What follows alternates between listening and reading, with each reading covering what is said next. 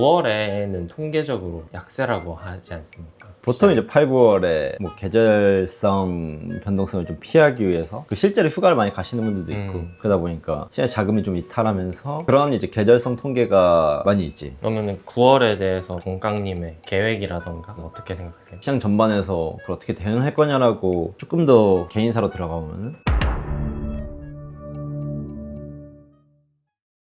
안녕하세요. 언니 네, 몽골 잘 다녀오셨나요? 노코멘트 하겠습니다. 많이 힘들어 보이시던데. 아 진짜 여기 앉아있는 게 얼마나 큰 행복인지 알게 된 5박 6일이지 않았나. 이 자리가 이렇게 편한 줄 몰랐어. 그 뭐냐, 잠깐 사이에 무슨 선장님이 되셨던데. 컨셉을 아주 기가 막히게 머니 크루즈라고 네. 약간 중의적인 진짜 크루즈 여행의 그 크루즈랑 우리 크루들 할 때 그 크루랑 약간 중의적인 표현을 섞어서 했는데 재밌는 거지. 이렇게 내 투자의 일기를 옛날에 쓸 때처럼 거기에 가볍게 막 이렇게 생각들 하루 정리하면서 아, 내일은 혹은 이번 주는 이런 것들 점검해야 되지 않나? 나는 이제 그냥 개인의 점검표를 쓰는 느낌으로 작성해서 이제 올리고 있는데 보시는 분들이 얼마나 도움될지 모르겠지만 개인적으로 나한테 도움이 되는 거야. 제 생각 정리하는데 도움이 많이 되는 거 같고 짧은 영상으로 툭툭 던져서 반응해 주시는 거 보니까 재밌게 하고 있는 거 같아요. 약간 뭐 옛날에 V앱 보는 느낌이 좀 나더라고요. 그러니까 그 맨날 내가 집에서 혼자 이렇게 찍어서 툭 올리던 맞아. 뭐 그런 느낌이 좀 나서 초기에 저를 즐겨 보시던 분들은 좀 재밌게 보고 계신 것 같아서 뭐 많은 분들이 보지 않아도 그냥 이렇게 재밌게 할 수 있으면 저는 계속 할 수 있을 것 같아서 개인적으로 그렇게 하고 있습니다. 알겠습니다. 흥미가 있으신 분들은 그 승선하시면 될 것 같아요. 듣지 마세요. 부끄러우니까.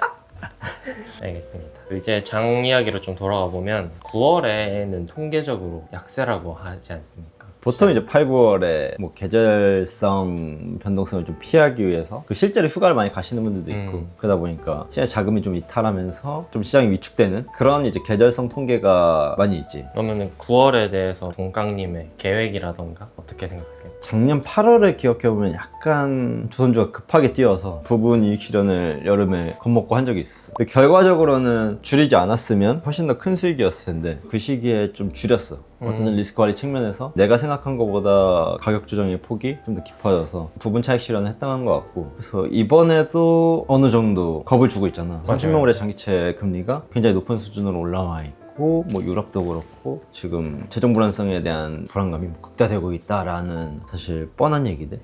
그래서 겁을 주는 것도 맞는 것 같고 근데 이제 시장 전반에서 그걸 어떻게 대응할 거냐라고 조금 더 개인사로 들어가 보면은 국내 주식에서 이제 조선, 뭐 방산, 원전 요게 주도주잖아. 요 세 개 축에서 지금 조정이 크게 일어난다 라고 하면 일단은 현금 비중을 훨씬 더 늘릴 것 같고 국내 주식에서. 근데 아직 그런 액션이 딱히 보이는 것 같진 않고 심지어 조선 같은 경우는 노란봉투법 나오고 뭐 그런 얘기들도 했었는데 특히나 지금 노란봉투법에 대한 얘기 많이 나오고 뭐 악법이다, 뭐 노동자들을 위한 법이지만 사실 노동자들을 결국 죽이는 악법으로 여겨질 가능성이 매우 높은 법이다 라는 얘기를 많이 하고 있잖아. 맞아요. 그 과정에서 로봇이 튀면서 막 어그로 끌고 있는데 사실 그거 아무 의미 없는 것 같고 생각보다 로봇을 산업 자체에 인벌브 시키는 데는 시간이 아주 많이 걸릴 거란 말이야. 우리가 아무리 AI를 많이 쓴다 해도 실제로 일상에 들어오는데 되게 오래 걸릴 거라는 직감이 오잖아. 그쵸, 효용감이 그렇게 크게 느껴지진 생각보다 어마어마하지 않거든. 네. 근데 하물며 그 소프트웨어도 그러는데 하드웨어가 그 노동자들을 대체하는 데까지의 시간이 얼마나 걸리며 그 기업이 수혜를 봐서 그게 펀더로 나타나는 데까지 얼마나 많이 걸릴 것인가. 그 생각을 하면은 지금 로봇 랠리들에 그렇게 깊게 빠질 필요는 없다는 거지. 그래서 이성과 감성을 좀 잘 조절할 필요는 있다. 노란봉투법 때문에 로봇을 베팅했지만 그거에 대한 너무 낙관적인 희망찬 미래를 꿈꾸는 거는 너무 이르지 않나. 결국 평균으로 회귀할 텐데. 그래서 그 시기를 좀 잘 정하는 게 중요한 것 같고요. 이번 올해 9월은 진짜 중요한 그 첫 미국의 금리 인하라는 이벤트가 함께 있잖아요. 그렇죠. 그럼 이번엔 진짜로 좀 다를 수 있는 거 아닌가요? 보통 그냥 내가 마음 한켠에 공식처럼 두고 있는 게 어떤 서사든 어떤 맥락이든 금리 인하를 때리고 나면 사람들은 어쨌거나 위험자산을 선호하게 된다. 어떤 방식으로든 세상에 어떤 일이 있든 금리 인하를 시작해. 그럼 한 번으로 안 끝난단 말이야. 연속성을 갖기 때문에 처음까지 오는 게 힘들지. 그러니까 어느 순간 이제 수렴하면서 동결의 시간이 있고 이때가 좀 재미없는 구간이지. 그러면 첫 금리 인하하고 시장의 투자 심리가 개선되는 데까지 위험자산 선호에 대한 심리가 올라오는 데까지는 보통 1분기 내지 2분기 걸리는 것 같아. 요즘에는 조금 더 빨라서 모르겠지만 보통 1개월 내지 3개월 이내에 위험자산 선호 심리가 시장에 빠르게 퍼지는 것 같다. 근데 이게 과거에 SNS가 막 활성화되지 않았을 때는 좀 시간차가 있었는데 지금은 훨씬 더 빨라지는 좀 그런 경험을 하는 것 같고, 근데 이번 케이스에서 금리 인하를 하고 오히려 세론이 나온다? 이건 조금 내가 다르게 판단해봐야 될 여지가 있지 않을까? 과거부터 금리 인하하고 시간차를 두고 시장이 위험자산 랠리로 가고 있었는데 땅하고 가지 않고 오히려 꺾인다? 라고 하면 시장은 이미 반영했는 거지. 근데 여기까지는 내가 왔을 거라고 생각은 아직 안 해봤는데 이번에 만약에 게임을 하잖아. 만약에 보통 여자친구랑 하는 만약에 게임 있잖아. 오빠 만약에 내가 이러면 어떨 것 같아? 막 이런 얘기 하잖아. 네. 요 앞에서도 나 만약에 게임 하는 거지. 만약에 금리 인하를 했는데 시장이 과거처럼 한 1에서 3개월 차를 두고 올라야 되는데 그렇게 오르지 않고 그럼 어떤 상황일까? 혹시 미리 반영한 걸까? 라는 생각을 만약에 게임을 혼자 하는 거지. 그러면은 리스크를 조금 더 타이트하게 관리할 기준을 세울 필요는 있겠다 라는 게 지금 9월의 시점이지 않나? 그러면은 아까 9월에 공보 가스라이팅 하는 거에 반감이 든다 할 생각이 크게 없다라고 하셨는데, 그럼 지금 현금 비중은 어떻게 되세요? 현금이 지금 거의 없다고 봐야 되고. 그래요? 좀 어쨌든 연초부터 되게 공격적으로 성장성에 대한 베팅을 해왔고, 근데 이번 기술주 랠리가 약간 애매했었는데 지금 구글이랑 애플이 그걸 다시 어제부로 약간 투심을 돌려버렸어. 그리고 이제 저번주 영상에서 금융주가 바톤을 이어갈 거다라는 좀 맥락이 있었는데 그건 여전히 유효한 상황인 것 같은데 그래서 현금은 거의 없이 지금 성장성과 금융주의 성격을 동시에 갖추고 있는 로빈후드의 비중을 그래서 미리 좀 올려놓은 게 있지. 일단 그런 측면으로 가고 있다.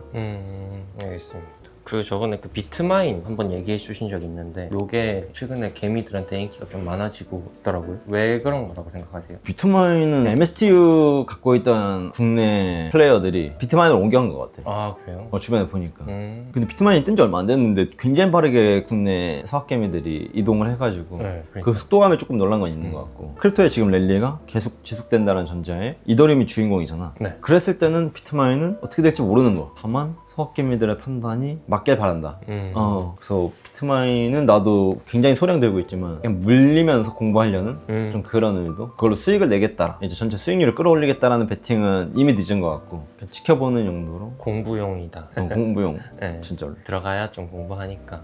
일단 물리학 공부하는 거는 사람이라면 어쩔 수 없어. 그러니까요. 그걸 좀 잘 이용하면은 다행이지. 내가 물리학 공부한다는 걸 인지하고 그때 이제 좀 일부러 물리는 액션을 할 수 있는 그 시점으로 갈 수 있으면은 그래도 주식시장에서 절반은 왔다 라고 볼 수 있지 않나. 나라는 놈은 물려야 공부하는 놈이야.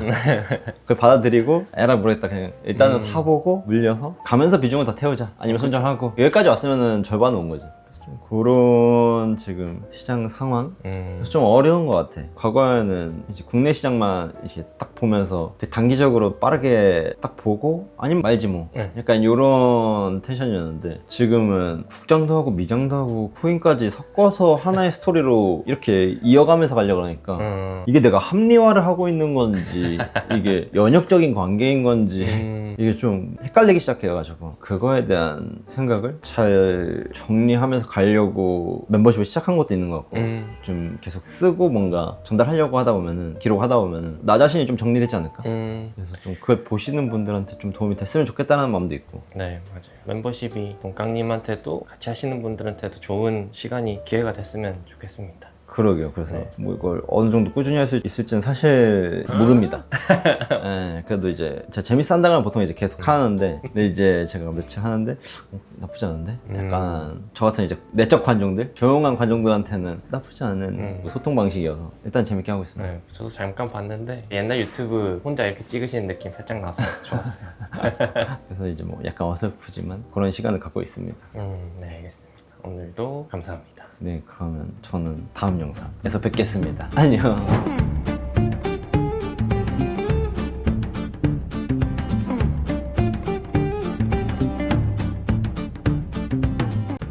이름이 뭐 머니 크루즈예요. 머니 크루즈 뜻이 뭐예요? 이제 크루들을 모아왔고 그 큰 배에서 파도 타고 막 목적지를 향해 가는 거잖아. 목적지 하나야. 돈. 돈. 어쨌거나 버는 거. 어떠한 가치도 없다. 돈 버는 거. 저는 방향성을 설정하고 같이 이 배가 침몰되지 않게 잘 관리하는, 바람을 좀 느끼고 물고기 많으면 중간에 우리 좀 어망덤좀 펼쳐보고 그런 과정들을 상상해 보니까 좀 머니 크루즈라는 말이 잘 어울리는 것 같아서, 그래서 데일리픽 예를 들면은 지금 현대중공업이 뭐 한 10몇 프로 오르고 있는 이거에 관한 뉴스가 뭐였는지, 내일 이 주식이 어떤 리스크를 갖고 있을지, 뭐 시나리오라든가 음성이나 혹은 짧은 텍스트로 공유해주는, 유튜브에서 못하니까 제가 어쨌든 밥 먹고 하는 게 이거니까 어떻게 바라보고 있는지, 그리고 그 중에서 좀 집중하고 있는 것, 그 우선순위를 따지는 것들 중에서 뭘 중요하게 생각하는지 그걸 같이 보는 중간 코너가 될 것 같아요. 제가 어떤 주식을 들고 있는지 그 포지션을 같이 월간 단위로 공유하면서 회의 편출 당연히 있을 거고, 그 안에서 비중 조절도 당연히 있을 거고, 처음 타시는 분들은 약간 항해가 거칠 수 있으나 재밌을 수는 있다. 원래 이제 제가 흔들리고 이제 막 이렇게 거칠 수는 있어요. 근데 이제 그 과정을 좋아하실 만한 분들이 충분히 있을 것 같고, 거친 컨텐츠의 맛, 좀 더 날 것 그대로의 통강, 강민호 이제 보시고 싶은 분들은 아마 오늘 이 배에 타면은 경험하지 않을까 개인적으로 생각하고 있습니다. 네, 그러면 저는 배 안에서 만나도록 하겠습니다.